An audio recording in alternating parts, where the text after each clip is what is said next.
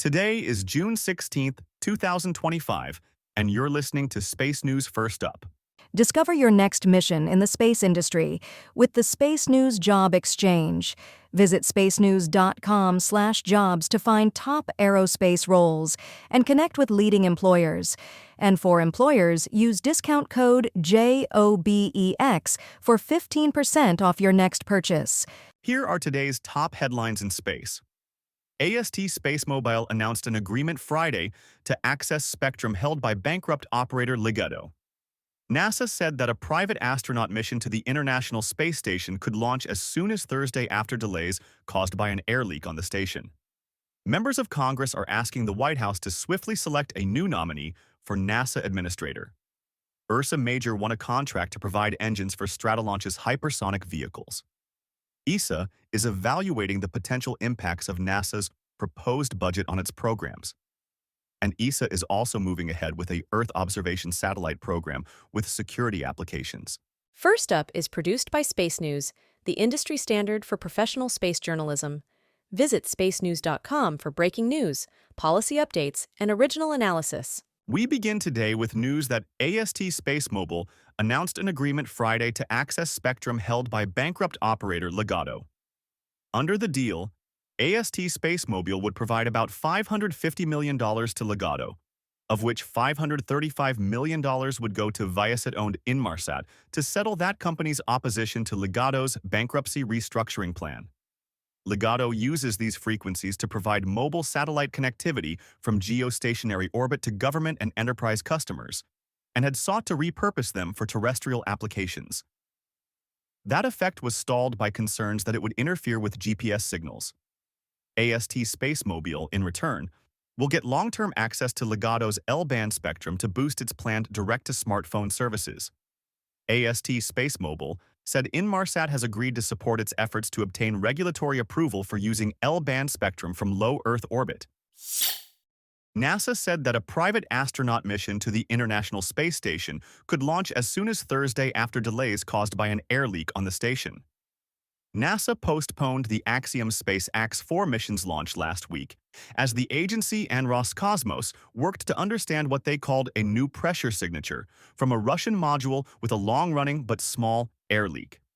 NASA said Saturday that the change came from a lack of air loss from that module, which could be attributed to successful work to repair the leak or air flowing through a seal in a hatch, compensating for the leak. NASA said the AX-4 mission could now launch as soon as Thursday morning.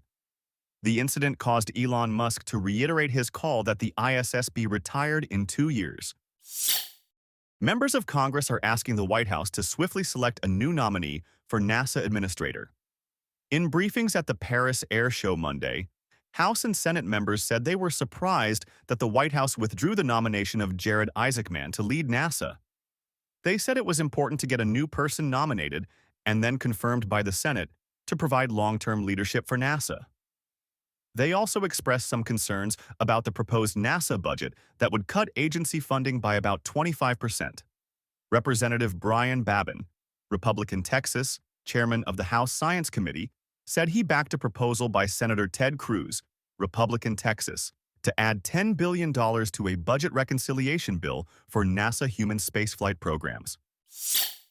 Ursa Major won a contract to provide engines for Stratolaunch's hypersonic vehicles.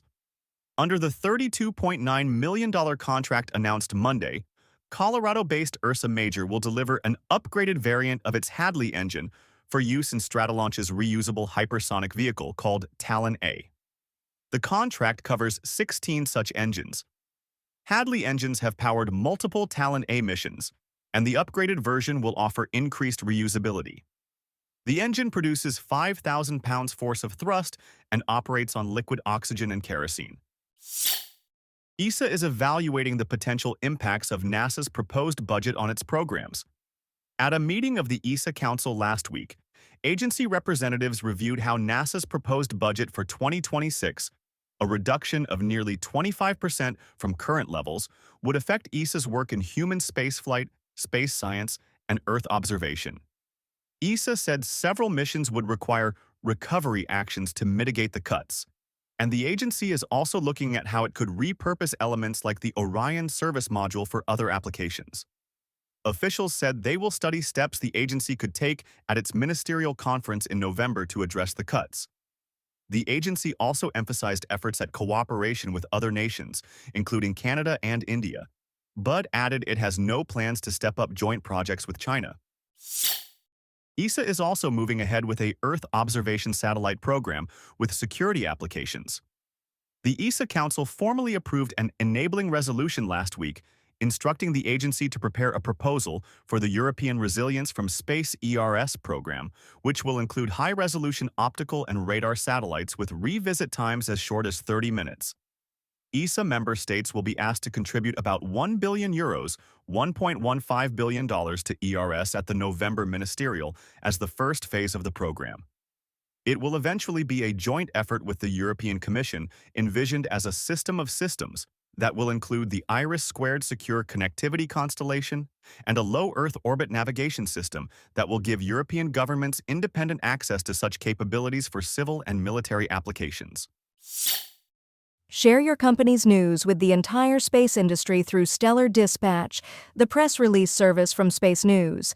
Learn more and use discount code SD2106 for 15% off when you submit yours at spacenews.com/stellardispatch. In other news, China launched a scientific satellite Saturday.